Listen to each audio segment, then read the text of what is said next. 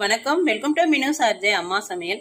இப்போ நம்ம கொஞ்சமாக புதினா சட்னி பண்ண போகிறோங்க. கொஞ்சம் புதினா, 2 வெங்காயம், 2 தக்காளி, ஒரு 2 கீத்து தேங்காய், கொஞ்சம் இஞ்சி, பச்சை மிளகா, கொஞ்சமாக பொட்டுக்கடலை எடுத்து வச்சுருக்கேன். இப்போ எல்லாத்தையும் சேர்த்து ஒன்றா வதக்கிடலாம்.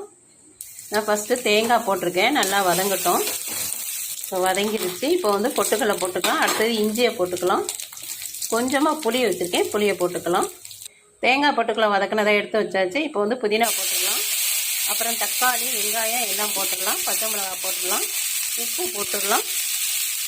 இப்போ இது நல்லா வதங்கிடுச்சிங்க. இப்போ ஏற்கனவே வதக்கி வச்ச தேங்காயும் போட்டுக்கலாம். இதில் போட்டுடலாம். ஆற விட்டு அரைச்சிடலாம். ஆறிடுச்சு, அரைச்சிடலாம். நான் இதில் கொஞ்சம் பெருங்காயம் போட்டிருக்கேன். இந்த மாதிரி அரைச்சிக்கோங்க. தாளிச்சிடலாம். தாளிச்சாச்சிங்க. தக்காளி, வெங்காயம், புதினா, தேங்காய் சட்னி ரெடி ஆகிடுச்சு. சாப்பாடு, தோசை, இட்லி, சாப்பாடு எல்லாத்துக்குமே நல்லாயிருக்கும்.